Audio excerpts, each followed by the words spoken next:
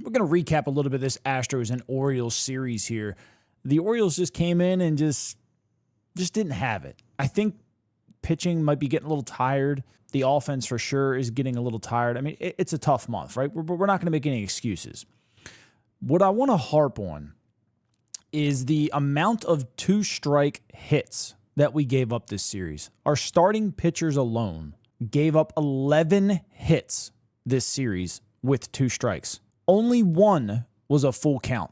All the other ones were either 0-2 or 1-2. And I'm going to show a graph here. This first one here is Corbin Burns. You can see these 2 hits. They're catching a lot of the plate for a 1-2 count. Grayson Rodriguez here, his 3 hits. The one right down the middle is the 3-2 count. I don't like that location whatsoever. I don't like any of these locations. Now look at Albert Suarez. Every single one of these pitches that has caught the plate were either on a 1-2 count or an 0-2 count. You're not going to win many series throwing the ball with 2 strikes with that, basically in that fat part of the zone.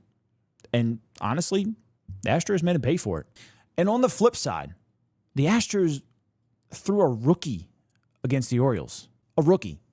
The rookie gave up 5 hits with 2 strikes in the zone. The other 2 starters gave up 1 apiece. Just 1. That was the big difference to me in the series, was their pitching really didn't catch a whole lot of the plate with 2 strikes. They were making very good pitches off the plate. You can see from some of these values here. Sure, the ones that they gave up caught the plate. You can't be perfect all the time. But the Astros, they executed. That's the best way to put it. They executed. Could it be some fatigue from Burns and Rodriguez and Suarez that allowed a lot of their 2-strike pitches here to kind of catch that much of the plate? Or I don't really have an excuse, flat out. I fully tip my cap to the Astros for being locked in and ready to go to hit these pitches with 2 strikes. They weren't fooled very often this entire series. They were fouling stuff off. If you made a mistake in the zone and it didn't matter the count, they hit it. I feel like a lot of our guys missed. They missed in the zone. Again, could be fatigue. It could be a lot of things. But to me, that was the difference in the series. The Astros came in with a game plan to attack Albert Suarez extremely early. Extremely early. And when they did that, we'll take the first inning, for example. Albert threw 6 first pitch strikes to 8 batters. All 6 of them were hits, all on fastballs. They were hunting first pitch fastballs against Albert Suarez. 3 singles, 2 doubles, and a home run. Their scouting department had them ready to go. Look for this from Albert. Now, the difference was they only had 1 hit against Corbin Burns. Now, Corbin doesn't throw a flat 4-seam, right? He throws a sinker and a cutter.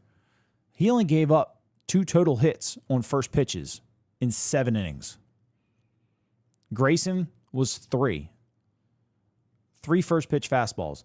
But you know what? Grayson mixed it up a lot. He didn't throw just a lot of first pitch fastballs.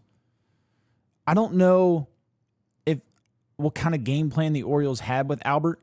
Dude's got one of the best changeups and curveballs in baseball. Like, his whiff rate on those pitches are like 15% above league average. I don't know where the game plan came to, let's attack these guys in the zone early. But they made him pay for it. And, what can you say about it? The hitting itself, this series was, I don't want to say it was flat. I feel like they faced some good pitching, and they didn't make many mistakes. The few mistakes they made, especially game 1. Game 1, they pounded every mistake they made, they pounded. But game 2 and 3, you didn't see many mistakes. Jordan Westberg caught 2. That was about it. That you didn't see many mistakes from their pitching staff.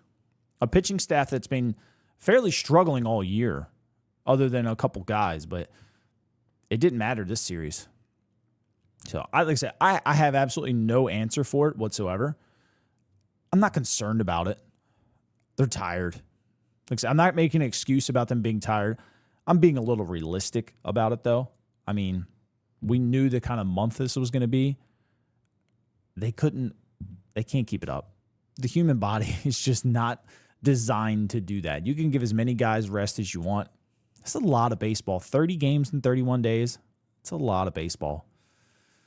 The legs have got to be just dead tired. Again, not making excuses for them. They just got out-executed, out-game planned a little bit. It happens, you know. I saw an interesting tidbit on Twitter this morning. It's been 3 straight years in a row that from June 20th-ish on into the first part of July, the Orioles have hit a losing streak. 3 years in a row. Not calling this a complete losing streak yet. They got swept. But those other 2 years, we're losing like 5 out of 7 games or 5 out of 6. They're going down the same path. So call it a coincidence, call it a pattern. I don't know. But what are you going to do, right? They've shown the last 2 years that they obviously will bounce back. So the season is not over. Please don't start hitting the panic button. They don't need to trade for the world just yet. But they're going to get some help, right? They're not going to go out and trade everything right this minute, right? Asking prices are astronomical right now because there's 22 teams that are in the wild card race within 3 games. The NL, even though none of them really have a winning record, they're all in it. So the amount of sellers is very minimal right now. So if you actually go out and get something right this minute or even next week, you're overpaying like crazy. You're going to have to wait for some of these teams to start losing a little bit or make a decision like, hey, is it worth me trying to stick around? Or maybe should I trade and get a couple pieces for the future? We're going to have to be a little patient. It's going to take potentially 3 more weeks for this. You just have to be patient. They could use some help. They really could. What is Kjerstad going to bring? Hopefully playing time, right? We've all been waiting for Kjerstad to get some playing time. You got to see what you got in the guy. Kowser's on a little bit of a struggle bus right now. Let's get some at-bats. You know, he is still on the fastball.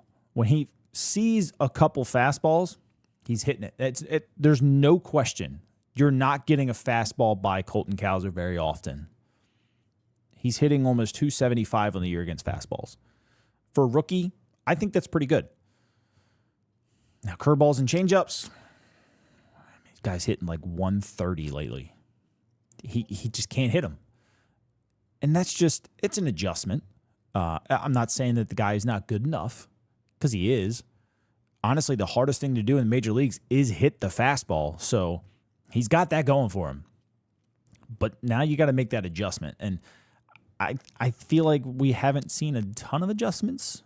I'm not going to say anything because we know he's busting his ass. And so are the coaches. They're trying to fix it. They see the same thing I can see in stats, you know? But we'll see. We will see. It's just going to come down to Heston getting some at-bats. Can he help the team? Well, it's remaining to be seen. The guy, he's only had, 50 plate appearances in 34 games in 2 years. He needs a couple starts. He needs, 2 consecutive weeks of just playing. But that's just me. It was a rough series all around. Game 1 looked promising, right? They could have rolled over and died in the first inning. Or first game, I'm sorry. The first game, they could have just said, yeah, you know what? We just beat the hell out of the Yankees. Tomorrow's another day. They didn't do that. They haven't done that in 2 years. I didn't expect them to do it. I was hoping the momentum would carry over into game 2, maybe game 3. They just went flat. They went cold. Again, it could be the legs. They could be exhausted. I'm not going to sit here and pretend like it's easy to play every single day because it's not. I've tried it. It's not. So don't hang your heads too much, Birdland. I mean, these things happen. You don't want it to happen, right? The division was so close. The Yankees were losing to the Braves. It's June. It happens. This is going to be a fun year. Buckle up for it. It's going to go back and forth. We have two of the easier schedules remaining in baseball. It's okay if we drop a couple games. They're going to drop a couple games. It happens. This team is going to win very close, if not more than 100 games. That means they're losing at least 62 of them if they win 100. So, just bear with them. This is a tough month. It really, really is a tough month. But on that note, I mean, what I'm looking for coming out of this series, right? I want them to build. If Albert Suarez is going to get another start, right now I don't know. Looking at some of his splits, he's exceptional out of the bullpen. He's got like a 118 average or something like that out of the bullpen. Still has a good ERA, even after giving up 5 today. He had a 9 ERA in today's game, but he still has a very good sub-3 ERA for the season. If they give him another start, I feel like they should. I mean, I'm not going to sit here and say don't throw the guy anymore. I would like to mix it up. Don't throw so many first pitch fastballs. Got a good fastball. He averaged 94.7 today. It's a good fastball. But a four-seam fastball, there's just not enough movement on it for me to throw that many first pitches with it. Again, like I said, when he made his adjustment is when he was able to stay in the game. And that's what you need, right? Just start flipping in a couple change-ups. Start flipping in a couple curveballs. Even if they're get-me-overs. They hit them. But the whole point of baseball is to keep the next guy off balance, not just let's just keep shoving fastballs, even though every single guy in the first inning is hitting it. Like, that's just, I'll stop there. I'll stop there. But, hopefully they learn from this. Hopefully they learn from it because they got stepped on a little bit. The bullpen, I thought, did okay.